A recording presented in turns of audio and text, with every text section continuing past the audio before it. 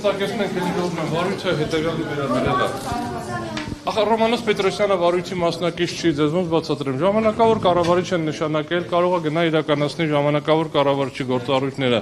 Իրավաչափ թե ոչ իրավաչափ, դա լրիվ այլ խնդիր է։ Հիմա ժամանակավոր կառավարչից բացի կարող է մի հատ էլ տեղակալ, երկու հատ էլ օգնական, երեք հատ էլ քարտուղար։ Վարույթը վերաբերվում է բոլորին պարզ է, չէ՞ լիցենզիա զրկել, չզրկելու վերաբերյալ եւ համապատասխանաբար հեծի անունից Ռոմանոս Պետրոսյանը օրենքով սահմանված որևէ լիազորություն վարույթի շրջանակներում ներկայացնել լիցենզավորված անձի լիազորությունները չունի։ Որպես հրավիրված անձ խնդրեմ կարա մասնակցի, ոչ մի հանձնաժողովն է որոշում, որպես ինչ է ուզում մասնակցի, չի ուզում մասնակցի, վարչական վարույթ է, հանձնաժողովը իրավունք ունի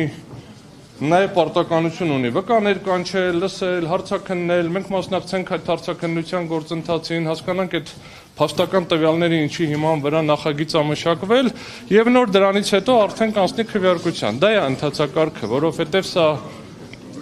ելնում ենք այն կանխավարկածից, որ ոչ թե քանի հակառակը չի ապացուցվել, որ ոչ թե ձևական վարույթ է, որ եկել ենք ուղղակի նստենք վերկենան գնանք, այլ իրականությունը ցանկություն կա իրականացնել վարչական վարույթ, Հայաստանի Հանրապետության քաղաքացիները, հասարակական կազմակերպությունները,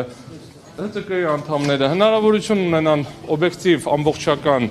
քննության առարկա դարձնել համապատասխան խնդիրը գնահատել։ Արդյոք արկա են համապատասխան պատասխանատվության միջոց կիրառելու հիմքեր, թե ոչ։ Ուրեմն կլինի լիցենզիայի ձեռքում, թե ցանկացած այլ պատասխանատվության միջոց։ Հիմա ըստ էության, եթե խնդիրը կայանում է նրանում, որ ժամանակավոր կառավարչին հարցնենք, արդյոք դուք կողմ եք թե դեմ եք լիցենզիայի զրկելուն,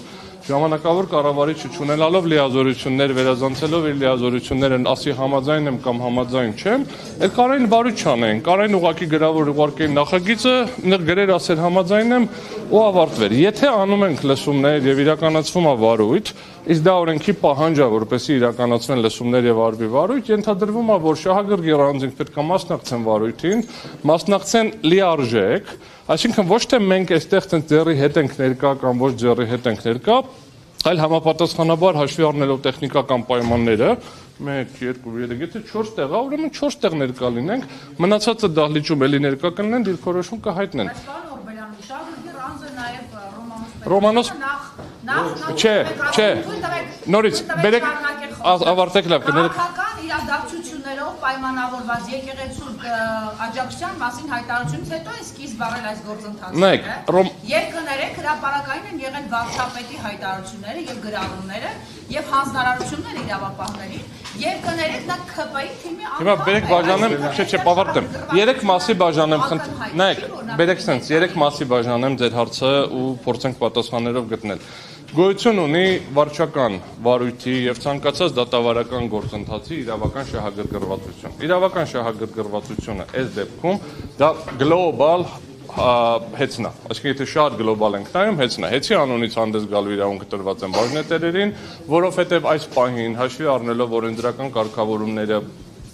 որը հիմա սահմանադրական դատարանում քննարկվում է, ըստ էության առաջացել են որոշակի խնդիրներ։ Ռոմանոս Պետրոսյանը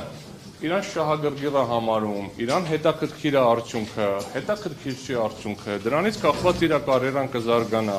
դրանից կախված իր կարիերան չի զարգանա, դրա արդյունքներով ինքը կենթարկվի քրեական պատասխանատվության, քաղաքացիական պատասխանատվության, թե չի ենթարկվի քաղաքացիական քրեական պատասխանատվության, իրեն չի դարձնում սույն վարույթի շրջանակներում շահագրգիռ անձ։ Լավագույն սցենարի դեպքում, որը կրկին բավականին պրոբլեմատիկ է, ինքը կարող ունենա վկայի կարգավիճակ։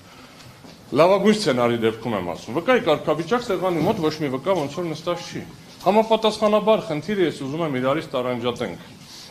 Հայաստանի Հանրապետության ցանկացած քաղաքացի շահագրգիռ արդյունքներով, որպեսզի ինքը վաղը չվճարի բազմամիլիոնանոց չէ, բազմահարյուր միլիոնանոց գումար իր գրպանից քաղաքական ցանկություններ իրականացնելու համար։ Հա, որովհետև կա համապատասխան գործընթաց, որում արդեն կա միջանկյալ որոշում, որը արդեն պարտադիր է Հայաստանի Հանրապետության համար, որի չկատարման արդյունքում վնասի հատուցման փուլին հասնելու դեպքում պատասխանատվությունը լինելու է էապես ավելի բարձր, քան եթե այդ միջանկյալ որոշումները կատարվեն, վնասները ասենք ասենք վնասների ծավալը կարելի է սահմանափակել։ Այս պահի դրությամբ վնասներ արդեն կրել է կազմակերպությունը եւ ներդրողը, ուղղակի դրանց ծավալները կարած գալիորեն պակաս լինի, քան Եթե շարունակվի գործընթացը, հետևաբար,